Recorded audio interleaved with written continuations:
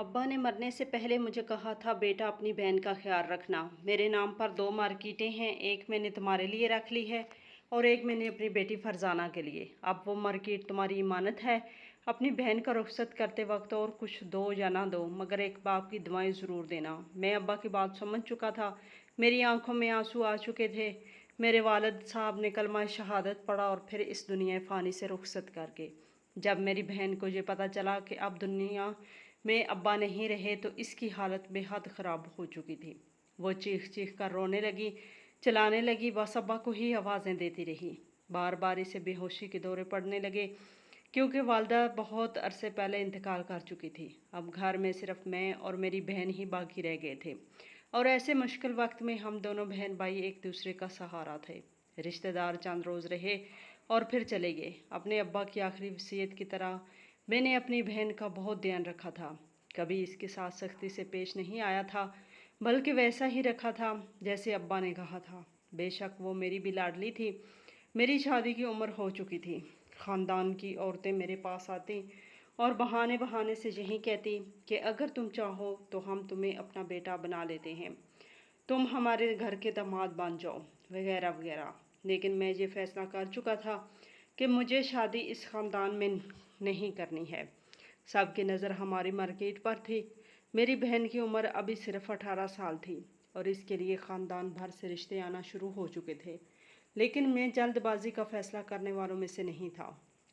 जानता था ख़ानदान भर में ये बात मशहूर हो चुकी है कि मेरी बहन के नाम एक पूरी मार्केट है, जिसका किराया भी अच्छा खासा आता है। मैं बस अपनी बहन के साथ इसकी शादी करना चाहता था, जो इसके साथ मुखलिस होकर रहे, इसकी दौलत के पीछे ना भागे ना हो, बल्कि इसे पसंद करे, इसे खुशियाँ दे, इसकी इज़्ज़त करे। वक्त यूं ही गुजरता गया। जब मेरी मुलाकात पलवशा से हुई, पहली नज़र में ही मैं इससे मोहब्बत कर चुका था। वो मुझे मेरी मार्केट की दुकान पर नज़र आई थी। मार्केट में ही हमारी अपनी एक दुकान भी थी, जिस पर हम तबका सामान बेचा करते थे। इस पर भी लड़का बिठा रखा था, लेकिन सारा दिन निकम्मा घूमने चला जाता था, इसलिए मैं साथ इधर भी ध्यान दे रहा था। वहीं से परवशा मुझे पसंद आई और मैंने परवशा के घर रिश्ता भेज दिया। यूँ हमारी शादी हो गई। मेरी शादी पर सबसे ज़्यादा खुश मेरी अपनी बहन थी। बहनों के तो अरमान ही ये होते हैं कि वो भाइयों की खुशियाँ देखें, और मेरी बहन तो वैसे भी मुझ पर जान छिड़कती थी। जैसे जैसे वक्त गुजरने लगा तो मेरी बहन के लिए भी रिश्ते आना शुरू हो गए। वैसे भी मुझे मेरी बीवी परवशा पर पूरा भरोसा था। वही रिश्ते ला रही थी, जिनमें एक रिश्ता मुझे बेहतर लगा और मैंने इसका जिक्र अपनी बहन से किया। बहन को इससे बात से कोई एतराज़ नहीं था। कहने लगी, भाई आपको जो बेहतर लगे आप वही करें, मैं आपकी रज़ा में राज़ी हूँ। मैंने अरशद के साथ अपनी बहन का निकाह कर दिया, लेकिन निकाह के वक्त मैंने इसे बहुत से कीमती सामान दिया था। ऐसे तो लोग अपनी बेटियों की शादी नहीं करते, जैसे मैंने अपनी इकलौती बहन की कर दी थी। बस एक माँ बाप थे जो मैं इसे लाकर नहीं दे सकता था, बाकी मैंने इसे जहेज़ में कोई कमी नहीं आने दी थी। अरशद ने तो जहेज़ के नाम पर एक आना भी नहीं मांगा था, लेकिन मैंने खुद ही सब कुछ अपनी बहन को बतौर तोहफ़ा दिया था। सब कुछ जो मुझसे बन पड़ा मैंने सब कुछ किया। फरजाना भी यही कहती रही कि भाई इतना सब कुछ मेरे लिए मत करो, आखिर मैं इतने सामान का क्या करूँगी। मुझे तो ज्वेलरी पहनने का शौक़ ही नहीं है, सोना पहनना मुझे अच्छा नहीं लगता। लेकिन मैंने इसकी एक ना सुनी। पलवशा भी मेरे साथ खुश थी। वक्त यूं ही आगे बढ़ने लगा। ज़िंदगी पुरसुकून चल रही थी। मेरी बहन पहले हर हफ्ते में 2 मरतबा मेरे पास चक्कर लगाया करती थी। इसका शौहर बैरून मुल्क जॉब करता था, अपने घर में अकेली रहती थी।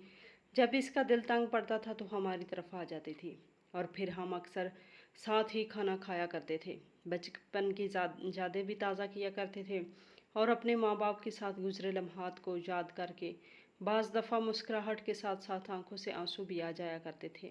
लेकिन धीरे धीरे पलवशा का रवैया फरजाना से बदलने लगा। मेरे सामने इसे कहती कि देखो भले में तुम्हारा शोर दूसरे मुल्क रहता है, लेकिन तुम्हें अपने घर पर भी तवज्जो देनी चाहिए। इस तरह तुम्हारी सास को तुम्हारे खिलाफ बात करने का मौका मिल जाएगा। आए रोज़ तुम्हारी नंदी तुम्हारे घर आकर बैठी रहेंगी, तुम्हारा कीमती सामान वो सब कुछ ख़राब कर देंगी। बेहतर है कि तुम अपने घर में रहो, अपने शोहर का दिल जीतो, इसके माँ बाप की खिदमत करो। मेरी बहन कहीं ना कहीं समझ चुकी थी कि मेरी बीवी इसका रोज़ रोज़ का आना पसंद नहीं करती। पलवशा की मोहब्बत में मैं इतना अंधा हो चुका था कि मैंने इसे मना करना कभी भी मुनासिब ही नहीं समझा। यही सोचता कि जो पलवशा कहती है वही ठीक होगा और वही सच है। धीरे धीरे मेरी बहन ने मेरे घर आना बहुत कम कर दिया था। कोई ख़ास मौका होता, ईद होती या फंक्शन होती तो हमारे घर चक्कर लगा लिया करती। अल्लाह ताला ने इसे औलाद से नवाजा था। पहले तो अल्लाह ताला ने इसे 2 जुड़वां बच्चे अता किए, इसके बाद एक बेटी अता की। 3 बच्चों की माँ बन चुकी थी, लेकिन हमारे यहाँ अभी तक औलाद नहीं हुई थी। जब भी औलाद के लिए पलवशा को कहता तो वो आएँ बाएँ शाएँ कर देती कि जब अल्लाह ताला को मंजूर होगा तो औलाद दे देगा। इसकी बातों से मैं ये भी अंदाज़ा लगा चुका था कि इसे बच्चों से कोई ख़ास मोहब्बत नहीं है, बल्कि वो आज़ाद रहना पसंद करती है। इस रोज़ मैं अपनी मार्केट में ही मौजूद था कि मुझे जब एक कॉल आई। सुनकर मेरे तो पैरों तले से ज़मीन निकल चुकी थी, क्योंकि मेरे बहनोई अरशद का बैरूनी मुल्क में बड़े बुरे तरीके से एक्सीडेंट हो चुका था और इस एक्सीडेंट में मौके पर ही वो अपनी जान की बाजी हार चुका था। अरशद की वफ़ात का सदमा सबसे ज़्यादा बीवी और बच्चों को हुआ था। फरजाना को तो रो रो कर बुरा हाल था। मैं तो मर्दों में ही सारी जिम्मेदारियां संभाल रहा था। जैसे ही बहन के पास गया तो वो मुझसे लपट कर फूट फूट कर रोने लगी। इसे यूं रोता देखकर मैं भी इसे हौसला देने लगा, लेकिन अपने आंसुओं पर काबू न पा सका। तदफीन के तमाम तर इंतजामात मैंने ही देखे थे। फिर अरशद को सुपुर्द खाक कर दिया गया। जब तक इद्दत पूरी न हुई मेरी बहन अपने ससुराल में ही रही थी। मैं भी इससे मिलने जाया करता था, लेकिन एक रोज़ सुबह सुबह दरवाजे पर दस्तक हुई। दरवाज़ा खोला तो सामने मेरी बहन खड़ी थी। मुझे सीने से लगा के रोने लगी। मैं इसे सुबह सवेरे अपने सामने देखकर घबरा चुका था। कहने लगा, फरजाना क्या हो गया है? तुम ठीक तो हो ना? इस वक्त इतनी सुबह यहाँ पर क्या कर रही हो? फरजाना रोते हुए कहने लगी कि भाई, मेरे ससुराल वालों ने मुझे घर से निकाल दिया है। कहते हैं कि हम तेरा खर्चा नहीं उठा सकते। तू अकेली नहीं है, तेरे 3-3 बच्चे भी हैं। कल को इनके खर्चे बढ़ जाएंगे। इन लोगों ने धक्के मारकर मुझे घर से निकाल दिया। सारी रात मैंने सड़कों पर मारे मारे फिरकर गुजारी है और जैसे तैसे इस घर तक पहुंची हूँ। अपनी बहन पर यूं जुल्म देखकर मेरी आंखों में तो गुस्से से खून उगलने लगा था। मैंने बहन को घर बैठाया और सीधा इसके ससुराल चला गया। इसके ससुर और देवर से खूब लड़ाई झगड़ा किया, लेकिन वो लोग तो कुछ मानने को तैयार ही ना थे। कहने लगे कि एक अरशद तो नहीं था, हम इसके भाई मौजूद हैं। ये घर और जगह अब हमारी है, इसमें फरजाना या इसके बच्चों का कोई हक नहीं है।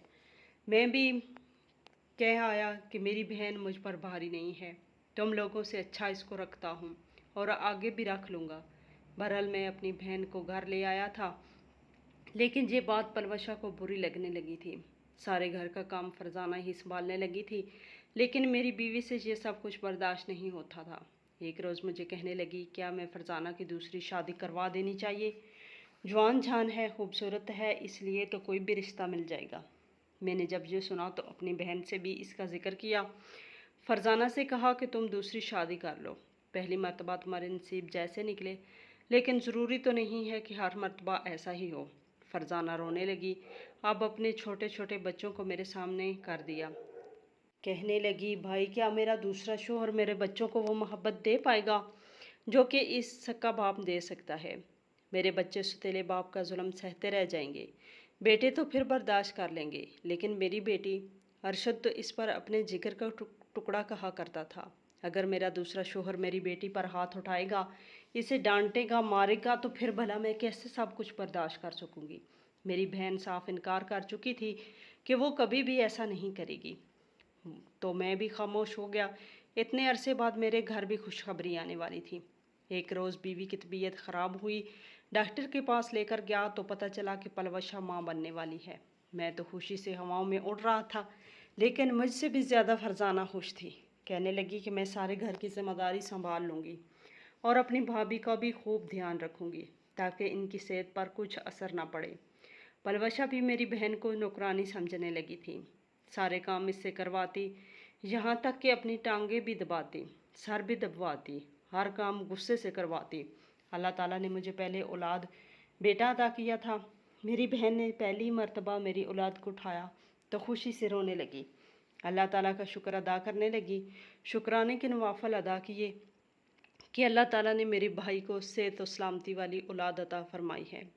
میری بیوی اسے ڈانٹ کا بھی دیتی، جھڑک بھی دیتی، میں بھی اپنی بیوی کی باتوں میں آ کر اگر اس سے ماتھے پر بال ڈال کر بات کر دیتا، پھر بھی اس نے کبھی منہ سے ایک لفظ تک نہیں نکالا تھا، مسکرا کے آگے سے جواب دے دیتی۔ جب پلوشا کو لگا کہ وہ جو کچھ بھی میری بہن کو کہتی ہے مجھے خاص فرق نہیں پڑا، میرا سارا دھیان تو اپنے بیٹے اور اس کی طرف ہے، تو اس نے اپنی حدود پھلانگنا شروع کر دی تھی۔ ایک وقت وہ بھی آیا جب میرا بیٹا بولنے کے قابل ہوا۔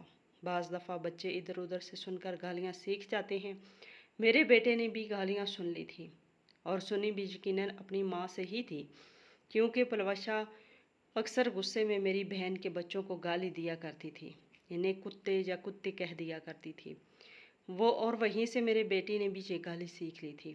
ایک روز جب میری بہن کام کر کے آئی تو اس نے کھیلتے ہوئے بھتیجے کو اٹھا کر اس کی گال پر زور سے بوسہ دے دیا۔ میرا بیٹا وہیں پر غصے سے اپنے پھپھو کو گالی دینے لگا۔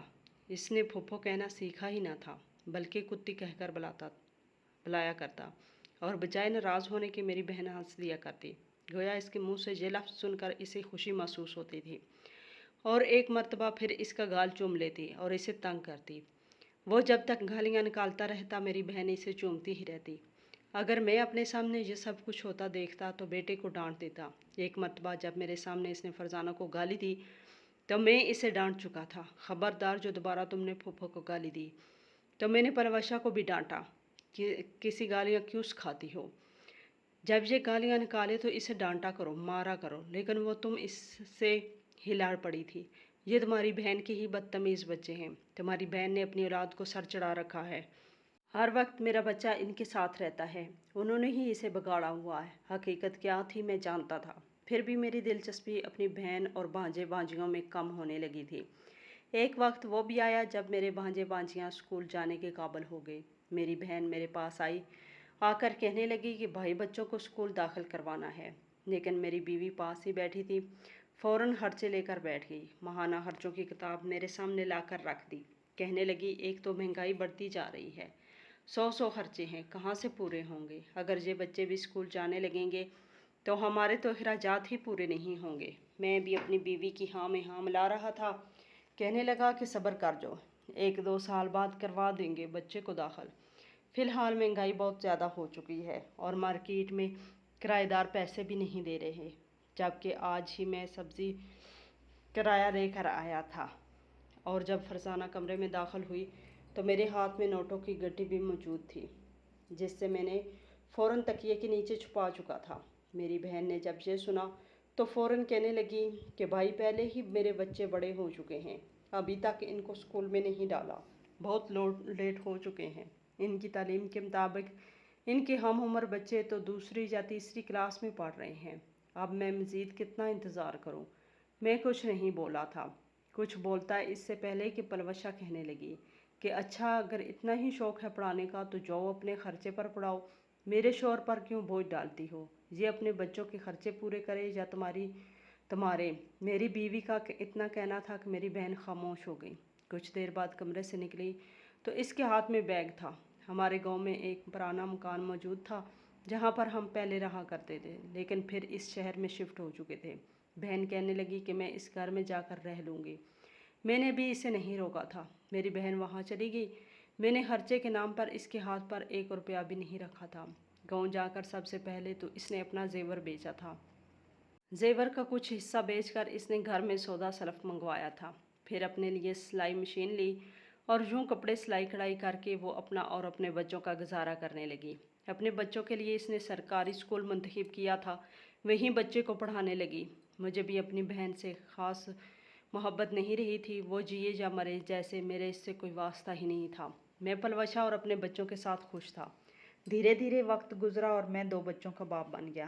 میری بہن کے بچے مڈل تک تعلیم حاصل کر چکے تھے، لیکن آگے حاصل کرنے کے لیے میری بہن کے پاس پیسے نہیں تھے۔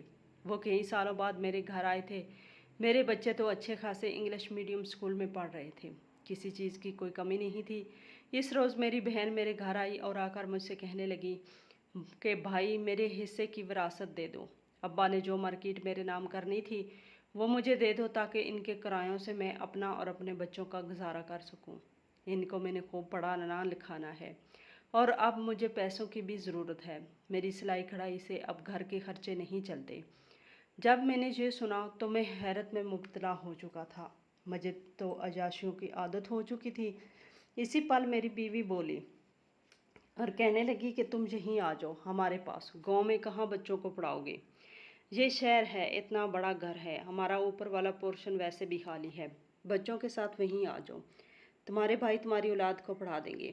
بہن خوش ہو چکی تھی۔ چند روز بعد ہی وہ اپنا سامان لے کر شفٹ ہو چکی تھی، جبکہ پلوشا کہنے لگی کہ اگر مارکیٹ اپنی بہن کے نام کرو گے تو کروڑوں کا نقصان اٹھاؤ گے، اگر اس کے بچوں کو چند روز پڑھا دو گے تو معاملہ دب سکتا ہے۔ میں نے بھی ایسا ہی کیا تھا، بہن کو یہیں بلا لیا اور اس کے بچوں کو اسکول بھی ڈال دیا، لیکن دھیرے دھیرے مجھے میری بیوی نے پیسوں کا لالچ سکھا دیا تھا۔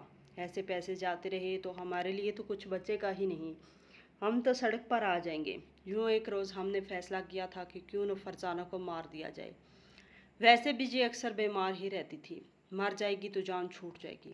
یہ سوچ کر میرے دل میں دولت کی ہوس جاگی کہ میں نے دودھ کا گلاس لیا اور اس دودھ میں میں نے زہر ملا دیا۔ اپنے ہاتھوں سے میں نے وہ زہر والا دودھ اپنی بہن کو دے آیا، کہنے لگا کہ اس کو پی لو، ربڑی دودھ ہے۔ میں سب کے لیے لایا تھا، اپنے بھانجے بھانجیوں کو تو میں پہلے ہی نیچے بھیج چکا تھا، وہ میرے بچوں کے ساتھ بیٹھ کر ربڑی دودھ پی رہے تھے، لیکن بہن کے دودھ میں نے زہر ملا چکا تھا۔ وہ دودھ پیتی رہی، ساتھ مجھ سے یوں ہی بچپن کی باتیں کرتی رہی۔ جیسے جیسے دودھ نے اثر دکھانا شروع کیا تھا، میں نے دروازے کو باہر سے کنڈی لگا تھی۔ میری بہن اندر ہی تڑپ تڑپ کر مر چکی تھی۔ اس کے منہ سے جھاگ اور فرش پر بکھرے کانچ اور گلاس میں نے سارے ثبوت صاف کر دیے تھے اور پھر اپنی بہن کو بستر پر لٹا کر اس کی کلائی پر چھری سے کٹ لگا دیا۔ خون ہر سو بہنے لگا تھا۔ خود میں نیچے آ گیا۔ تھوڑی دیر بعد جب میرے بھانجے بھانجیاں اوپر گئے تو چیخنے چلانے کی آوازیں آنے لگی۔ سب سے زیادہ میں ہی دہاڑے مار کر رویا تھا۔ میری بہن مر گئی۔ اپنے ہاتھوں سے تدفین کا انتظام کیا تھا۔ دل ہی دل میں اور پلوشا خوش تھے کہ چلو جان چھوٹی۔ بچوں کو ہم نے پلوشا کے مرنے کے ایک ماں باپ میں ہی واپس اس کی دھدیال بھیج دیا تھا، لیکن دھدیال والوں نے بھی رکھنے سے انکار کر دیا تھا۔ کہنے لگے کہ ہم کیوں پالیں بھائی، ہمارے اپنے 100 خرچے ہیں۔ میں نے بھی بچوں کو یوں ہی سڑک پر چھوڑ دیا۔ بہن کے سسرال کے پڑوس میں رہنے والے شخص نے جب دیکھا تو وہ میرے بھانجے بھانجیوں کو اس ادارے میں چھوڑ آیا جہاں پر ان جیسے کہیں لاوارث بچے رہتے ہیں جن کا کوئی ٹھکانہ نہیں ہوتا۔ میں اپنی زندگی بڑی خوش و خرم گزار رہا تھا، لیکن پھر میرے بیٹے جوان ہو گئے۔ بیٹوں نے کہا کہ کینیڈا میں بزنس کرنا ہے، مارکیٹ بیچنی ہے۔ میں نے اپنی بہن والی ساری مارکیٹ بیچ دی، کروڑوں روپے ہاتھ آئے تھے، سب کچھ اپنے بچوں کو دے دیا۔ دونوں باہر کے ملک جا کر سیٹل ہو گئے، کاروبار شروع کر دیا۔ کاروبار کو مزید وسیع کرنے کے لیے انہوں نے یہ گھر اور دوسری مارکیٹ بھی بیچنے کا کہا۔ میں نے انکار کیا، لیکن اب میں کمزور ہو چکا تھا، بیٹوں کے آگے کہاں چلتی تھی۔ ویسے بھی انہوں نے کہہ رکھا تھا کہ ہم دونوں آپ کو دوسرے ملک بلا لیں گے۔ میں نے اپنا گھر، مارکیٹ، سب کچھ بیچ دیا، کو دے دیا، لیکن بیٹے تو اس میں اچھا خاصا نقصان اٹھانا پڑا تھا۔ میں خالی ہاتھ رہ گیا تھا۔ بیٹوں نے وہیں جا کر انگریزی میم سے شادی کر لی۔ بیوی نے جب دیکھا کہ میں کنگال ہو گیا ہوں تو جیسے تیسے بیٹے سے لڑ کر خود کو کینیڈا ہی بلوا لیا۔ وہیں پر رہنے لگی اور میں انہیں کال کرتا، پیسے منگواتا، بھکاریوں کی طرح بیٹوں کے سامنے ہاتھ پھیلانے پڑتے، لیکن وہ پیسے نہ بھیجتے۔ مجبوراً ایک روز بھوک سے اتنا تنگ آیا کہ اپنا موبائل بھی بیچ دیا، اور پھر میری قسمت مجھے اس مارکیٹ کے حصے پر لے آئی کہ میں اب بیٹھا سارا دن لوگوں کو آتے جاتے دیکھتا رہتا ہوں۔ یہ زمین، یہ پیسے، سب کچھ یوں ہی آباد ہے، لیکن میں اجڑ کر رہ چکا ہوں۔ شاید میں نے اپنے ماں باپ کی وصیت نہیں مانی تھی، اپنی بہن کو اس کا حق نہیں دیا تھا۔ آج اگر میں اپنی بہن کو اس کا حق دے دیتا، اس کا قتل نہ کرتا، تو شاید میری زندگی کچھ اور ہوتی۔ ارے میری بہن تو میری گالی بھی پھول سمجھا کرتی تھی۔ اب میں نے کیا کیا؟ اپنے ہاتھوں سے اپنی خوشیوں کا گلا گھونٹ دیا، اور پھر میں ایک بھکاری بن کر سڑکوں پر بھیک مانگتا پھرتا ہوں اور اپنا پیٹ پالتا ہوں۔